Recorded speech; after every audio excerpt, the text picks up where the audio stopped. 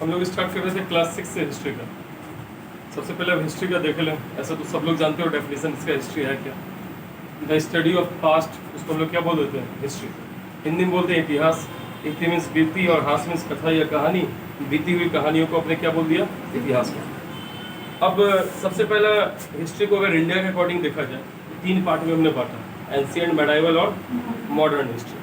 अब ancient history class 6 में आपको पढ़ना है, 7 में पढ़ना है आपको क्या चीज़? मेडाइवल, और 8 में क्या चीज़? मॉडर्न पढ़ना। 9 में आपको वर्ल्ड हिस्ट्री पढ़ना होता है, और 10 में वर्ल्ड और इंडिया का मॉडर्न वाले हिस्ट्री का पार्ट पढ़ना है। फिर 11 में जब आप जाते हो तो आपको मानव के उत्पत्ति से लेके वही वाला पढ़ाता है। 12th में जब आपने पढ़ा, आप में से बहुत सारे बच्चे 12th का हिस्ट्री पढ़े हैं, उसमें क्या करता है? एंशिएंट, मेडाइवल, मॉडर्न, तीनों के लिए अलग अलग बुक है। हम लोग आज स्टार्ट कर रहे हैं बीपीएससी के लिए। कहाँ से सबसे ज़्यादा मार्क्स का बीपीएससी में पूछेगा? कहाँ से? हिस्ट्री से। लगभग 30 मार्क्स के अप्रॉक्स से पूछेगा, और 30 मार्क्स में भी जो मॉडर्न हिस्ट्री वाला पार्ट है उससे सबसे ज़्यादा पूछेगा। इसमें कोई शंका नहीं है कि लगभग 15 से 17 नंबर का सिर्फ मॉडर्न हिस्ट्री से। लेकिन एनसीईआरटी को भी हम छोड़ नहीं सकते, और बीपीएससी के अलावा और भी पेपर है जहाँ पे आपसे ये पूछा जा सकता है। तो सबसे पहला कंसर्न बच्चों का होता है कि हमें एनसीईआरटी पढ़ना। अब तक मैंने भी आपको यहाँ पे ऊपर पढ़ाया है सारा हिस्ट्री, एंशिएंट भी, मेडाइवल भी, मॉडर्न भी, लेकिन हमें पढ़ना कौन सा? एनसीईआरटी से। तो एनसीईआरटी का फर्स्ट चैप्टर जो 6 में है, उसका नेम ही है what, where, how and when. History इसी पे चलता ही है। व्हाट क्या था, वेयर कहाँ हुआ, हाउ कैसे, और लास्ट में व्हेन किस साल। हिस्ट्री में 3 चीज़ का बहुत इंपॉर्टेंस है। पहला, पर्सन का नेम याद रखो, दूसरा इवेंट का नेम, और सबसे इम्पोर्टेंट डेट। अगर ये 3 चीज़ को आप ध्यान में रखो तो वो हिस्ट्री में कहलाएगा। इंडिया की पहली बुक जो डेट बाय डेट लिखी गई थी और उसने किसी इतिहास को दिखाया था, वो राजतरंगिनी थी। कौन सी बुक? राजतरंगिनी, कलहन के द्वारा लिखा हुआ उसमें। चलो इस चैप्टर पे लाइन बाय लाइन ही हो जाएगा, कोई दिक्कत नहीं, 15-17 मिनट में हो जाएगा चैप्टर। सबसे पहले ऊपर एक रसीदा का क्वेश्चन है। रसीदा ऐसे एक काल्पनिक नेम है। रसीदा न्यूज़पेपर पढ़ रही है, उसमें लिखा हुआ एक हेडलाइन 100 ईयर्स अगो।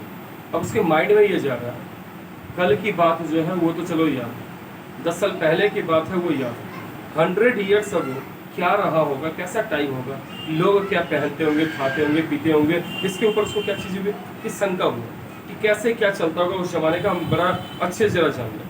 अब फाइंडिंग आउट व्हाट हैपेंड, क्या हुआ। सबसे पहला टर्म दिया यस्टरडे। यस्टरडे की घटना आप टीवी, टेलीविजन, न्यूज़पेपर, इन सब में आप पढ़ते हो। लास्ट ईयर के बारे में भी कुछ लोग होते हैं जो याद रखते हैं कि हाँ लास्ट ईयर ये हुआ था, मेरे बर्थडे पे ये पर्पस हुआ था, ऐसा याद रखते हैं, ठीक है। But what about long years ago, बहुत लंबे समय, 2500 साल पहले क्या हुआ, 3500 साल पहले क्या हुआ, इस जमाने को ढूंढना पड़ेगा। तो हिस्ट्री पढ़ने का 2 तरीका है। First one is literary sources, मतलब आपको कोई किताब मिल जाए, साहित्यिक स्रोत, बुक्स वगैरह मिले, उसमें बताया रहे कि राजा क्या करता था, नॉर्मल जनता का क्या स्थिति था, वो आपको बता देंगे। और सेकंड इसमें क्या चीज़ है? Archaeological sources. आर्कियोलॉजिकल मतलब पुरातात्विक, मतलब खुदाई के बाद निकले शिलालेख पे पता चला राजा ने कुछ लिखवाया है।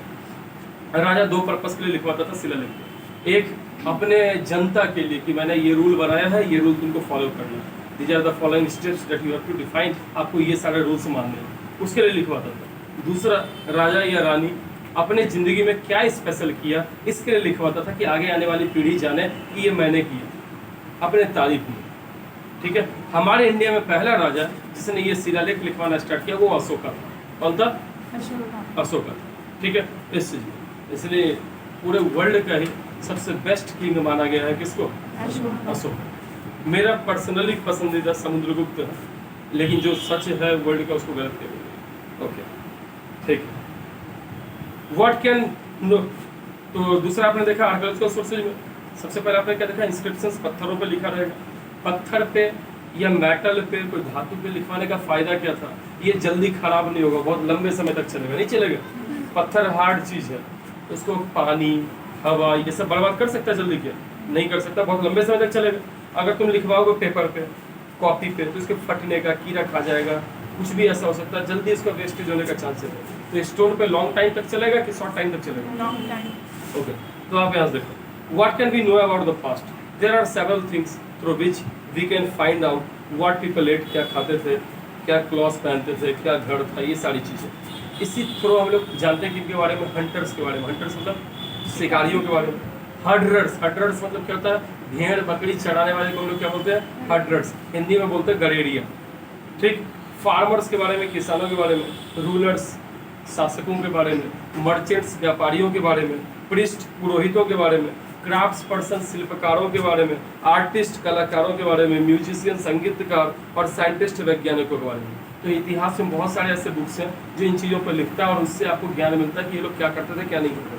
We can also find out about the games children played. उस जमाने में बच्चे कौन सा गेम खेलते थे? The stories they have heard, उन्होंने क्या कहानियाँ सुनी होगी? Plays they saw, कोई नाटक वाटक भी चलता था। जैसे अपने इंडिया के बहुत फेमस नाटककार हुए कालिदास, उनको इंडिया का विलियम शेक्सपियर माना जाता है। ठीक है, बहुत सारा बुक उन्होंने लिखा, अभिज्ञान शकुंतलम, रघुवंशम, कुमार संभवम, बहुत सारा नाटक उन्होंने लिखा। ठीक है, जिसमें काल्पनिक हीरो और हीरोइन टाइप का रख के उस पर वो पूरा का पूरा स्टोरी बनाते थे। Where did people live? लोग रहते कहाँ? तो थोड़ा सा ना हम लोग चलते हैं इस मैप की ओर। बगल में ये मैप है, हम लोग मैप की ओर चलते हैं। तो अगर आप देखो, इसमें आपको ये नर्मदा रिवर दिखेगी। अमरकंटक नदी, अमरकंटक एक जगह है, मध्य प्रदेश में है, लेकिन ये बॉर्डर एरिया मध्य प्रदेश और किसका? छत्तीसगढ़ में। अमरकंटक से एक नदी निकलती है नर्मदा, और ये बहते हुए मध्य प्रदेश के बाद गुजरात होते हुए अरब सागर में जाके गिर जाती है। इंडिया में शुरुआती इंसान यहीं रहते थे, नर्मदा नदी के किनारे। बहुत सारे केव बने हुए थे, उसमें से एक बहुत फेमस केव है भीमबेटका। क्या नाम है? भीमबेटका की गुफा। वहाँ पे इंडिया में सबसे पहले इंसान यहीं पे रहना स्टार्ट किया। ठीक है, हम लोग ये इंडियन हिस्ट्री के बारे में पूरा पढ़ रहे हैं, इसमें वर्ल्ड का कोई चर्चा नहीं। वर्ल्ड का जब चर्चा हम लोग करेंगे तो 11 का हिस्ट्री पढ़ना पड़ेगा, इंडियन हिस्ट्री क्लास 6 में पढ़ना।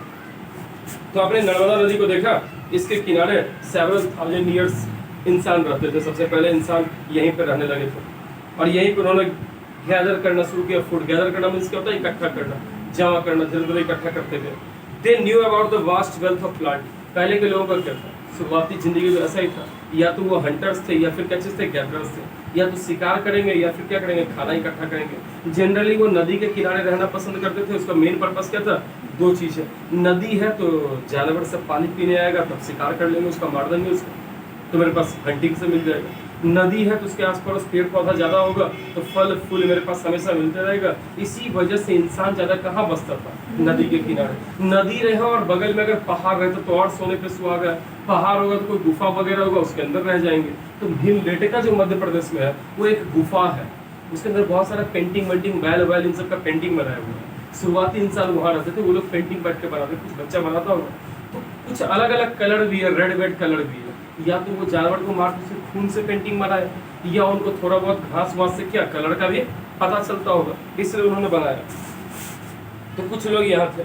इसके अलावा they knew vast wealth of plant in surrounding forest. ये लोग रूट इकट्ठा करते थे, फ्रूट और अदर फॉरेस्ट प्रोडक्ट। ये लोग जानवर भी हंटिंग करते थे। ठीक है, now find the Sulaiman and Kirthar hills. देखो यहाँ पाकिस्तान और अफगानिस्तान इसके बॉर्डर पे ना, सबसे पहले नॉर्थ से आओगे तो माउंटेन है सुलेमान माउंटेन। इसका हाइट, सबसे ऊंची जो चोटी है वो लगभग 3487 मीटर, लगभग 3500 मीटर ऊंची चोटी है। मैंने कहा बोला पाकिस्तान और अफगानिस्तान के बॉर्डर पे एक माउंटेन है जिसका नाम कौन सा है? सुलेमान माउंटेन। ठीक है, यहाँ भी है। और इसी के नीचे आओगे सुलेमान के बाद तो फिर पाकिस्तान और अफगानिस्तान के बॉर्डर पे यहाँ माउंटेन है जिसका नाम है किरथार माउंटेन। कौन माउंटेन? लगभग 2700-2800, इसका एक्यूरेट हमको डाटा ध्यान नहीं है, बट 2700-2800 मीटर ऊंचाई है इसका।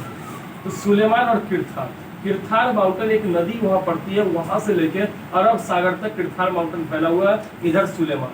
कुछ लोग ये भी बोलते हैं कि सुलेमान और किरथार या हिंदुकुश माउंटेन, मैंने आपको पहले पढ़ाया है नाम हिंदुकुश। कुश मतलब होता है रुकावट, और हिंदू क्यों? क्योंकि यहाँ पे नदी थी सिंधु। नदी कौन सी? और अरबी लोग सा को क्या बोलते थे? हाँ बोलते थे। तो लोग सिंधु को क्या बोलने लगे? हिंदू बोलने लगे। ओके, तो सुलेमान और किरथार रेंज आपने देखा, यही वो क्षेत्र था जहाँ वुमेन और मैन सबसे पहले फसल लगाना शुरू किया। वीट, बार्ली, ये सब। सबसे पहला फसल जो इंसानों ने लगाया वो बार्ली था। सबसे पहला जानवर जो इंसानों ने डोमेस्टिकेट किया वो डॉग था। सबसे पहला कॉपर था, वो मेटल जो इंसानों ने क्या किया? यूज किया। सबसे पहली बार जो कॉटन का हुआ वो इंडस वैली सिविलाइजेशन में हुआ। सबसे फर्स्ट जो एल्लॉय था, एल्लॉय समझते हो ना, मिश्र धातु, दो या दो से ज़्यादा मेटल या नॉन मेटल को मिला के जो बने उसको एल्लॉयज करते हैं। तो सबसे पहला एल्लॉय या मिश्र धातु जो इंसान यूज किया वो क्या था? ब्रॉन्ज था। ठीक, तो 8000 साल पहले यहाँ पे people also began rearing animals, यहाँ पे जानवर पालते थे, सीप, गॉट, कैटल, इन सबको, और गाँव में रहते थे। लोकेट गारो हिल्स, गारो, खासी और जयंतिया तीनों मेघालय में पहाड़। कहाँ पे? मेघालय में। तो लोकेट गारो हिल्स, और साथ में विंध्याचल माउंटेन। आपको पता है मध्य प्रदेश में नर्मदा नदी के जस्ट ऊपर है कौन सा माउंटेन? नर्मदा नदी के नीचे, जहाँ नर्मदा रिवर है उसके जस्ट नीचे है सतपुड़ा, और इसके ऊपर क्या चीज है? विंध्याचल माउंटेन। ठीक है, यह विंध्य की पहाड़ियां भी इसको बोलते हैं हिंदी में। These were some of the other areas where agriculture developed. ये भी वो सब क्षेत्र था जहाँ पे खेती डेवलप हुआ। यही वो क्षेत्र था जहाँ पे खेती डेवलप हुआ। The places where rice was first grown are to the north of Vindhyachal.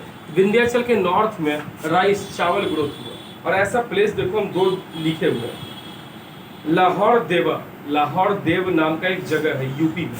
कहाँ पड़ता है? लाहौर देव यूपी में, इधर साउदर्न यूपी, जहाँ सबसे पहली बार चावल का ग्रोथ हुआ, मतलब चावल को उगाया गया। पूरी दुनिया में चावल हमारे से गया, लेकिन बाद में हम लोग चावल का भूल गए, वो चाइना चला गया और फिर चाइना से वापस हमारे यहाँ आया। ठीक है, ऐसा था।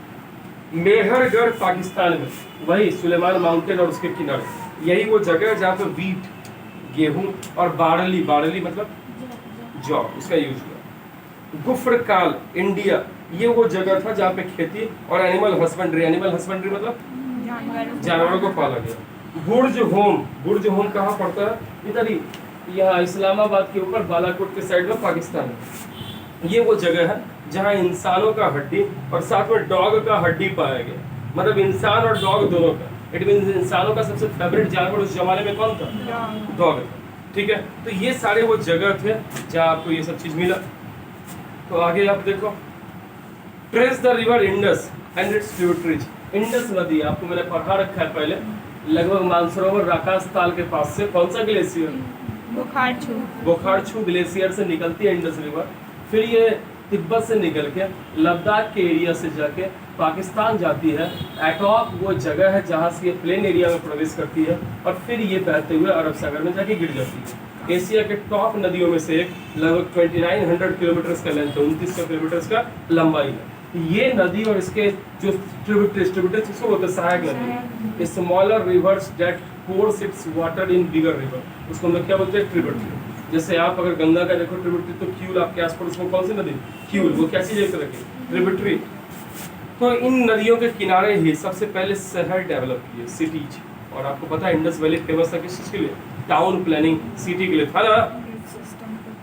इंडस वैली सिविलाइजेशन शहर के लिए 4700 ईयर्स अगो इसी के किनारे बहुत सारे शहर डेवलप किए। 2500 साल पहले गंगा और इसके सहायक नदियों के किनारे में बहुत सारे और भी शहर डेवलप हुए। गंगा और इसके किनारे में वैदिक सिस्टम में लोग कहाँ पहुंच गए थे? गंगा। और गंगा की एक सहायक नदी सोन, सोन जानते हो, अमरकंटक से ही निकलेगी, और ये बहते हुए पहले छत्तीसगढ़, देन थोड़ा सा यूपी का इलाका, फिर झारखंड और बिहार का, और फिर ये पटना के पहले मनेर में आके मिल जाती है गंगा से। ये सोन नदी है। सोन नदी गंगा के साउथ और सोन के ईस्ट, यही वो इलाका है जिसको हम लोग बोलते थे मगध। कौन सा इलाका? मगध। और इंडिया का सबसे बड़ा महाजनपद कौन था? मगध। 16 महाजनपद थे, उनमें से एक जो सबको जीत लिया था कौन था? मगध था। तो सबसे बड़ा किंगडम इंडिया का हुआ करता था गंगा के आसपास, इस एरिया को बिहार बोलते हैं। It's rulers were very powerful. Magadh के जो रूलर्स थे वो क्या थे? बहुत पावरफुल थे, और बड़े बड़े किंगडम उन्होंने बनाया। किंगडम, साम्राज्य या राज्य बोलो आप। Kingdom were set up in other parts भी। People travelled from one part of the sub continent India को बोलते हैं सब कॉन्टिनेंट, उपमहाद्वीप, क्योंकि महादेश, भारत महादेश इतना बड़ा नहीं, लेकिन इंडिया का कल्चर बाकी के एशिया से अलग है, इसलिए इंडियन सब कॉन्टिनेंट में हम लोग डालते हैं पाकिस्तान, इंडिया, नेपाल, भूटान, बांग्लादेश, श्रीलंका, और कई बार मालदीव को भी डाल देते हैं। किसको डाल देते हैं? टोटल 1 2 3 4 5 6 7 देश। ठीक है, क्योंकि ये सब का कल्चर एक जैसा है, रहन सहन बहुत हद तक एक जैसा है। थोड़ा सा भूटान का डिफरेंट हो जाएगा क्योंकि वो लोग आज भी ट्राइब, एक जनजाति के तौर पे, इसलिए इसको हम लोग बोलते हैं इंडियन सब कॉन्टिनेंट। क्या बोलते हैं? भारतीय उपमहाद्वीप। महादेश इतना बड़ा नहीं है, लेकिन महादेश से छोटा में है बड़ा। तो through out people travel from one part two other part of सब कॉन्टिनेंट। हिल्स और माउंटेन को वो क्रॉस करते थे, हिमालय को भी उन्होंने क्रॉस किया, कितने सारे लोगों ने, डेजर्ट को, मरुस्थल को क्रॉस किया, नदियों को, सागरों को, और ये सब खतरनाक था। लेकिन मैन और वुमेन ये मूव करते थे लिवलीहुड। लिवलीहुड मतलब रोजगार के पर्पस, पहले लोग गाय पालते थे, गाय के लिए जो जगह चारा मिलेगा वहीं पहुंच जाएंगे वो लोग। तो आर्यंस लोग कहाँ के थे? टर्की के थे। और कहाँ वो टर्की से भटकते भटकते हिंदुकुश माउंटेन को पार करते इंडिया पहुंच गए। यहाँ बहुत बड़ा प्लेन एरिया था, घास वास था, इसलिए इधर ही बस गए। कौन लोग? आर्यंस। और यहाँ कुछ लोग वो भी बचे हुए थे जो इंडस वैली सिविलाइजेशन के थे, उनको हम लोग बोलते थे इंडो। और जो ये आए आर्यंस, तो हम लोग हो गए सब क्या चीज? Indo Aryans. और यहीं से वैदिक सिस्टम शुरू हुआ जब आर्यंस लोग आए थे। कौन सा सिस्टम? वैदिक सिस्टम शुरू हुआ जब आर्यंस आए। As also to escape from natural disaster, Aryans दो वजह से मूव करते थे, एक तो रोजगार के लिए, दूसरा बाढ़ से, सुखाड़ से, इन सब से बचने के लिए। ड्राउट मतलब क्या हुआ? सुखाड़, बाढ़ से बचने के लिए। Sometime man marched in armies, मर्द जो थे वो आर्मीज के थ्रू मूव करते थे। कंक्वेरिंग अदर लैंड्स, जमीन को क्या करना? धीरे धीरे कब्जा करते जा रहे थे। बिसाइड्स मर्चेंट, जो व्यापारी होते थे वो चलते थे कारवां से। कारवां समझते हो? लॉन्ग एकदम पूरा ग्रुप लोगों का, जिसको जत्था बोलते हैं। जैसे हाँ, काफिला हिंदी में बोलते हैं। जैसे बाबा धाम सब जाता है, बाबा धाम जाता है तो क्या चलता है? पूरा कारवां चलता है, कांवड़ियों का चलता है ना, उसको हम लोग बोल रहे हैं काफिला। कारवां में चलते थे, शिप्स का वैल्यूएबल गुड्स को एक से दूसरी जगह ले जाके। रिलीजियस टीचर, धार्मिक जो शिक्षक थे, ये भी गांव से गांव, शहर से शहर, राज्य से राज्य लोगों को समझाते बुझाते। जैसे गौतम बुद्ध क्या एक ही जगह पे रहे तो मूव करते रहे, महावीर स्वामी एक ही जगह रहे कि मूव करते रहे। तो जो भी अगर धर्म को फैलाते थे, ज्ञान देते थे, वो क्या करते रहते थे? हमेशा मूव करते थे। रीतिका सुनो बाबू, बुक है क्या? तो सुनिए। Finally some people perhaps travel driven by spirit of adventure, कुछ लोग मूव करते थे एडवेंचर के लिए, रोमांचक यात्रा के लिए। बहुत सारे लोग हैं। अभी लोग बंजी जंपिंग करता है, माउंटेन क्लाइंबिंग करता है, किस पर्पस के लिए? पैसा मिलता है उसको बदले? नहीं, रोमांच के लिए, रोमांचक रहेगा। वांटिंग टू डिस्कवर न्यू और एक्साइटिंग प्लेस, नया जगह ढूंढेंगे। वास्को डा गामा वगैरह क्या है? वो एडवेंचरर एरिया ढूंढता था। Magellan, Vasco da Gama, Columbus, ये सब क्या कर रहा था? ढूंढ रहा था। All this led to sharing of idea between people. Why do people travel nowadays? आजकल लोग क्यों मूव करता है? आजकल तो माइग्रेट करता है। किस पर्पस के लिए? 5 चीजें: रोटी, कपड़ा, मकान, स्वास्थ्य, शिक्षा और अधिकार। एक कपड़ा को छोड़ दो, रोटी खाने के लिए, भाई एम्प्लॉयमेंट चाहिए ना लोगों को, तो आता है। मैं भी इधर आया किस चीज़ के लिए? एम्प्लॉयमेंट के लिए। दूसरा क्या चीज़? एजुकेशन के लिए लोग मूव करता है। तीसरा किस पर्पस के लिए? हेल्थ पर्पस के लिए। मेरे घर वालों ने लखीसराय को छोड़ के बेगूसराय में घर बनाया, उसका मेन पर्पस था हेल्थ। यहाँ पे अच्छे डॉक्टर नहीं थे और मैं बहुत बीमार पड़ रहा था, तो मेरे घर वाले कहाँ पहुँच गए? कुछ लोग मूव करते हैं धार्मिक चीज़ों के लिए। अब सपोज करो कि हमारे यहाँ से हंसी का बुजुर्ग हो जाए, अब बेचारी का सपना हो कि हमको कोई अयोध्या छोड़ दे, तो बुढ़ापे में उसको जाकर अयोध्या छोड़ दिया गया। पहले के लोग ऐसा करते थे, मरने के पहले बोलते थे अयोध्या पहुंचा दो, हम वहीं प्राण त्याग करेंगे। ठीक है, तो ये यहाँ पहुंचाया गया किस पर्पस के लिए? धर्म के लिए किया गया ना। अच्छा, कुछ लोग और मूव करते हैं अधिकार के लिए। अब देखो, जैसे बांग्लादेश से लोग भाग के इंडिया क्यों आए थे? क्योंकि वहाँ पर उनका अधिकार छीना जा रहा था। पाकिस्तान से लोग भाग के इंडिया क्यों आए? अधिकार छीना जा रहा था। अभी भी अफगानिस्तान से तालिबान आ गए, जैसे आतंकवादी वाला, तब से लोग भाग रहे हैं। किस पर्पस के लिए? क्योंकि उनका अधिकार मिल रहा है कि छीना जा रहा है? Look at the map, hills, mountains, seas, natural frontiers of subcontinent. ये सब डिफिकल्ट था, बट फिर भी लोग इसको स्केल करते थे। स्केल करना मतलब चढ़ाई करके क्रॉस करना। पीपल दूर दूर सीमा से, फ्रंटियर्स का हिंदी सीमा से आते थे और भारत में बसते जाते थे। ठीक है, इंडिया में बसते जाते थे। ये मूवमेंट हमारे कल्चर को कहीं ना कहीं प्रभावित किया, बढ़ाते गया। लोग आते थे, अपने साथ कुछ हुनर लेके आते थे, म्यूजिक लेके आते थे, इन चीज़ों को बढ़ाते थे। Name of the land, 2 word आप सुनते हो, इंडिया और भारत। इंडिया ये जो वर्ड है इंडस नदी से आया। इंडस को हिंदी में बोलते थे सिंधु। और ईरान और ग्रीस को आप जानते होंगे। ईरान, इसका पुराना नाम था पर्सिया, जिसको बोलते हैं हिंदी में फारस। और ग्रीस, जहाँ का अलेक्जेंडर, ग्रीस के बगल में मैसेडोनिया है, वहीं का अलेक्जेंडर था। तो ग्रीस, इन दोनों का जानते हो, मैथ्स में पढ़ते हो पाइथागोरस वगैरह, अरिस्टोटल, वायो के फादर, ये सब कहाँ के थे? ग्रीस के थे। तो ईरानियन और ग्रीस 2500 साल पहले ये लोग इंडस नदी कर जाने, और इंडस को हिंदी में सिंधु बोलते थे। ये लोग बोलने लगे सिंधु को क्या चीज़? हिंदूज। हिंदूज या इंडोस बोलते थे। यहीं से दोनों नेम आया। एक तो भारत नेम इस वर्ष से आया क्योंकि हमारे यहाँ पे भरत, जो राजा दुष्यंत के बेटे थे, भरत नाम सुने होंगे। दुष्यंत और शकुंतला का शादी हुआ, राजा भरत थे, और भरत के ही वंशज हम लोग थे, इसलिए नाम पड़ गया इस देश का क्या चीज़, या उनके राज्य का नाम पड़ गया क्या चीज़? भारत। तो एक तो उससे नेम हमारा पड़ गया भारत। ऋग्वेद में ये नाम मेंशन्ड है। ठीक है, संस्कृत भाषा के अनुसार भी ये बताया कि 3500 साल पहले, ऋग्वेद दुनिया की सबसे पुरानी बुक है, 3500 साल पहले लगभग लिखी गई थी। कौन सी वेद? ऋग्वेद। हाँ, रिटेन नहीं है, इसका मेन बुक नहीं मिला जो पहला लिखा गया, लेकिन लोग याद किए थे, अपने याद किया, अपने जनरेशन को याद करवाया। बाद में इसको गुप्ता पीरियड में आके लिखा गया सारे वेद। ठीक है, finding out about the past, past को आप जानते हो कैसे? पास्ट को जानने का बहुत तरीका है, वही मैंने आपको बोला ना, लिटरेरी सोर्स और कौन सा, आर्कियोलॉजिकल सोर्स। अब मैन्युस्क्रिप्ट, मैन्युस्क्रिप्ट क्या होता है? मनु लैटिन वर्ड का इसका मतलब होता है हाथ, और स्क्रिप्ट मतलब लिपि, लिखने का स्टाइल। तो हाथ से लिखी गई चीजों को हम लोग क्या बोलते हैं? मैन्युस्क्रिप्ट। हिंदी में इसको बोलते हैं पांडुलिपि। क्या बोलते हैं? पांडुलिपि। ये जनरली पाम के पत्ते पे, खजूर के पत्ते पे लिखा जाता था। ये हिमालय में एक पेड़ मिलता है, बिर्च बोलते हैं, उसके पत्तों पे लिखा जाता था। ओवर ईयर्स मैन्युस्क्रिप्ट, मैन्युस्क्रिप्ट देखो बहुत नहीं टिकेगा, बहुत कम मैन्युस्क्रिप्ट आज तक बचा है, क्योंकि इसको कीड़ा खा गया, बाढ़ में बह गया, सुखाड़ में हो गया, मौसम खराब हुआ तो खराब हो गया, इन सब से। लेकिन कुछ मैन्युस्क्रिप्ट आज भी है जो मंदिरों में, मठ में, इन सब में बचा के रखा गया मैन्युस्क्रिप्ट। अब इंडिया में बहुत सारे बुक थे, हर चीज़ का बुक था, धर्म का था, प्रैक्टिस का था, मेडिसिन का था। मेडिसिन का बुक नहीं है हमारे यहाँ? कौन सा बुक है मेडिसिन का? जीव के नाम के ऋषि थे, उन्होंने लिखा। सुश्रुत थे, सुश्रुत संहिता लिखा उन्होंने। ये सब क्या था? मेडिसिन का बुक। इसके अलावा आप अथर्ववेद जानते हो? अथर्ववेद में यही सब लिखा हुआ सारा चीज। तो वेद चारों सबसे परफेक्ट है। वेद साइंस को, साइंस भी वेद को मानता है, क्योंकि सबसे उसमें वैल्यूएबल बताया हुआ है। We can also study inscription. सब लोग शिलालेख या अभिलेख को पढ़ सकते हैं। शिलालेख मैंने आपको बताया ना, पत्थरों पर लिखा गया चीज, उसको क्या बोलते थे? शिलालेख या अभिलेख। Can you think of advantage? आप समझ सकते हैं फायदा क्या है शिलालेख पे लिखने का?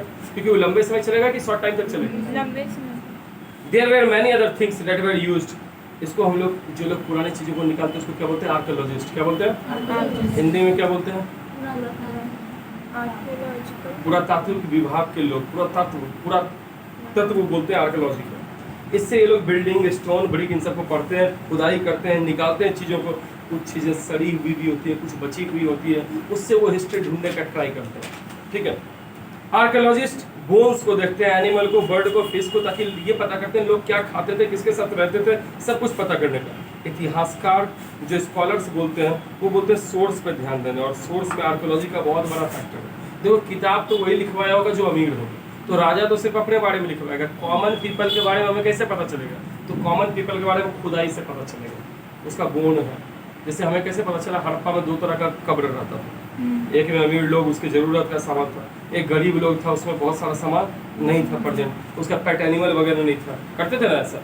तो इससे हमको अमीर और गरीब का फर्क पता चला। तो हिस्टोरियन ये सारी चीज़ें देखते हैं। वन पास्ट और मैनी। अब कुछ लोग बोलते हैं, हमने शुरू में ही चैप्टर में लिखा आवर पास्ट। पास्ट मतलब प्लूरल है, एक पास्ट है कि बहुत पास्ट है? आपको इस देश के हो तो तुम्हारा अलग पास्ट है, वो बेचारी दूसरे से आई है, उसका क्या चीज़ है? अलग पास्ट है। तो सबका पास्ट एक ही है? कोई शिल्पकार है तो उसका अलग पास्ट है, कोई ब्राह्मण है उसका अलग पास्ट है, कोई मुसहर है उसका अलग पास्ट है, कोई ट्राइब है उसका अलग पास्ट है। सबका पास्ट है कि डिफरेंट पास्ट है, डिफरेंट कस्टम है। तो इन सबको पढ़ना होता है। जैसे एग्जाम्पल लो अंडमान निकोबार। अंडमान निकोबार के लोग क्या करेंगे?